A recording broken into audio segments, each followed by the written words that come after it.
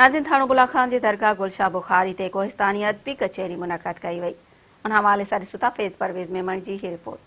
जेका असां शुरू थी चुकी आहे ऐं हिते पुराणियूं असां जेके रवातूं आहिनि असांजा कल्चर आहे उन जे हिसाब असीं हिते असां जूं मच कचहरियूं थींदियूं आहिनि ॿियूं थींदियूं आहिनि। इहा जेका असांजी दरगाह क़दीमी दरगाह पीर हज़रत गुलशाह बुखारी आहे जंहिं ते माण्हू अचनि था ऐं जेको सो फैज़ वठनि था। ऐं हींअर जेको सो असां वटि मोरा लोलियूं ऐं जेके से फ़नकार सूफ़ी कलाम ॿिया ऐं नड़ बैत जेके गुजारतूं उहे चवनि था जेको सो असांजा कोस्तान जा जेके रीतूं ऐं रवाज़ आहिनि असीं उन्हनि खे जेको सो उजागर करण जे लाइ प्रोग्राम शुरू। कोस्तान हमेशह कचहरियूं ओताकनि जे प्रोग्राम सां मशहूरु रहियो आहे। ओताक प्रोग्राम असां वटि अॻे हूंदी हुई, छना हूंदा हुआ, ग़रीब गॾु दोस्त हूंदा हुआ, कुर्ब हूंदा हुआ, मुहबतूं हूंदियूं हुयूं, कचहरियूं हलंदियूं हुयूं। अॼु असां इन ख़ुशीअ में ॾाढी ख़ुशि थिया आहियूं जो अॼु गुलशाह बादशाह जी दरगाह ते अॼु मच कचहरी थी आहे, जंहिंमें सुगड़ शाइर सभु गुजारत ॾोर सभु ॿुधाईंदा। अहिड़ियूं कचहरियूं हलंदड़ कोस्तान में हूंदियूं त इनशा कोस्तान जी सकाफ़त ज़िंदा रहंदी ऐं हमेशह ज़िंदा रहंदी।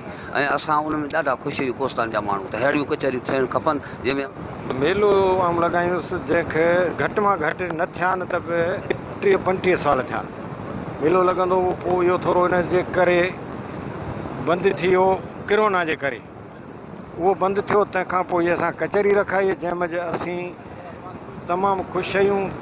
कई माण्हू आया आहिनि, सुठे नमूने त कमु हले पियो। रही इहा ॻाल्हि आहे त असांजा नंढी जेका आवाम आहे उहा बि इन में सुधारो वठंदी। हीअ असांजे लाइ ॾाढो सुठो आहे से असांजा जेके बि माण्हू आहिनि इन ॻाल्हि में ख़ुशि आहिनि। बिल्कुलु असांजे हिते कोस्तान में साईं गुलशाह बुखारी जो हर साल मेलो बि लॻंदो आहे। सम्झंदो इहो सालियानो मेलो तक़रीबन 34-35 लॻी चुका आहिनि। हीअ पहिरीं चकर हिकिड़ी असां कोस्तानी कचहरी रखी आहे जंहिंमें दोस्त सभु शरीक थिया आहिनि ऐं बैत ॾोड़ मोरा ऐं उनखां अलावा लोलियूं ऐं मुख़्तलिफ़ सूफ़ी ॻाइणा बि पहुता आहिनि हिते असां वटि। कचहरी जेके असुल जेके रवाज़ हूंदा उहो ख़तमु थी विया आहिनि। माण्हू अॻे में दिलचस्पियूं हूंदियूं त माना कचहरियूं कंदा पाण में ॻोठाणा गॾिजी 5-10-20 हिक ॿिए सां सलाह सुलियूं कंदा। पर शाबस साईं माना कासकिर साहिब खे असांखे दावत ॾिनई त अचिजो मच कचहरी कंदासीं। उन लाइ कचहरियूं जा अहिड़ियूं गुरब जूं जेके अॼुकल्ह हिन जान में न आहिनि, हिन दौर में न आहिनि। जानी इलाही वॾो ख़र्चु कयो आहे, परे परे खां सुठा सुठा महिमान दोस्त घुराए मेड़ कयो अथई ऐं जेको असांखे सुठो महसूसु थियो।